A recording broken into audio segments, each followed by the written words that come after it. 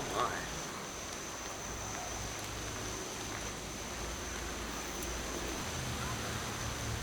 Yeah, that's gotta be like yeah. Like a good photography spot.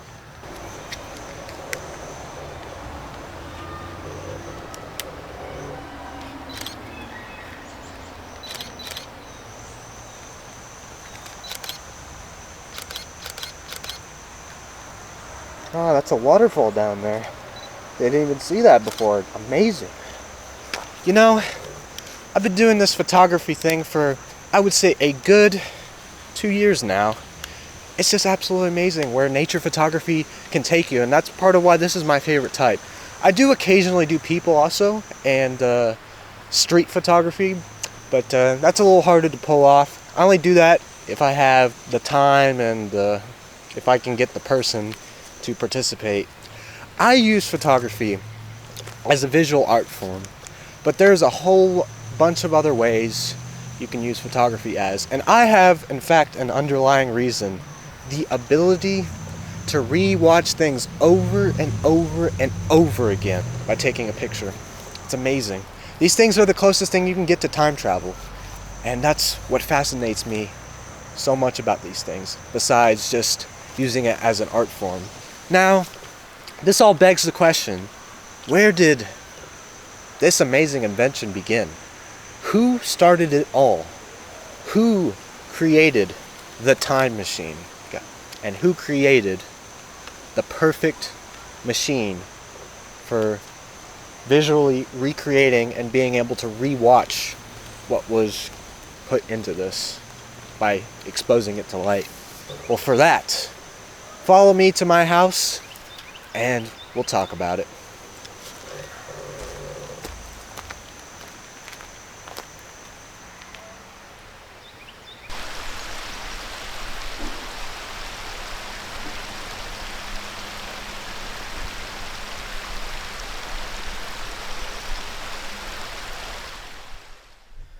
Whew.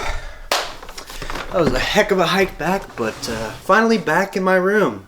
As you can see, it is an absolute mess here in my room. I got everything here. Yeah, but that's not what this is about.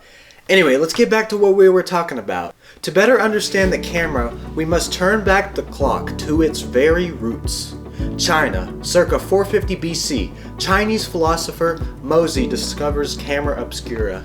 Camera obscura was a direct predecessor to the camera. Mozi described camera obscura as a collecting point, enclosing an image and inverting it via a pinhole to collect light.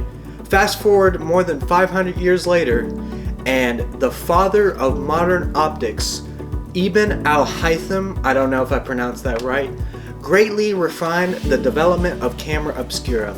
He was the first person to do a full experiment and analysis on the phenomenon.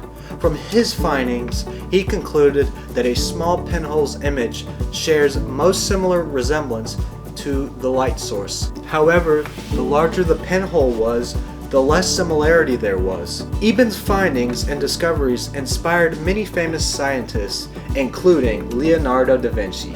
Before the development of the photography camera, it had been known for hundreds of years that some substances, such as silver salts, darkened when exposed to sunlight. Thomas Wedgwood was the first to use this chemistry to actually create images. It was absolutely revolutionary. Unfortunately, Wedgwood failed to figure out how to keep the images intact, and thus they only appeared temporarily. Now, the first person to have figured out how to take a permanent picture would be none other than Joseph Nicéphore Niépce. He is often credited as the true inventor of photography. The oldest existing photograph known to man was taken in 1826 by Niépce himself. This is that very photograph. The next big leap in camera technology was the invention of the photographic film by George Eastman, the founder of Eastman Kodak. Kodak came up with a more simple and compact solution. Film stocks at the time were around 15 centimeters in thickness, which means they were much smaller than dry plates, which meant it was much more convenient. The small size of the film allowed for cameras to be much smaller and in 1900, Kodak released the Brownie. It contained a fixed focus, single shutter speed, and enough film for 100 exposures, if you know what that means. The Brownie became very popular as it was very simple to use and very affordable. It didn't quite match the quality of wet plate cameras, but was still very impressive nevertheless. Brownies continued to be very popular in the market up until the 1960s. Just in the first year alone of the Brownie, over 150,000 were sold, and within the first 5 years, over 10 million were sold, making it amongst one of the best-selling cameras of all time. For decades, taking images with silver nitrate film and having them corrected later or with wet plates, and then developing the photos in a dark room with various chemicals such as collodion, silver nitrate, nitric, all that stuff I don't understand, etc. was the way to go. You basically had the choice of paying money and time to get your final photo, or be a chemist and develop the photo yourself. For most people at the time, it didn't really bother them. But that was to change before too long. In 1988, Fujifilm of Japan introduced the first ever fully digital camera. This was revolutionary for the time and shares an incredible amount of resemblance to digital cameras today. It had a flash strobe, 400 kilopixel CCD imaging circuit, and a floppy memory card. Yeah, back then they didn't have SDs, they just had floppies, but still cool.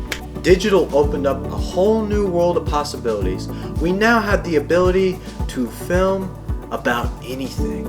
With the invention of digital, we saw the invention of super slow cameras, like super slow-mo. We had point and shoots, which made it very easy for people who didn't want to learn how to use a camera.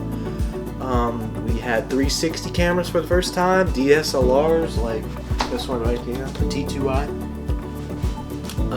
and mirrorless, which I'm filming with right now.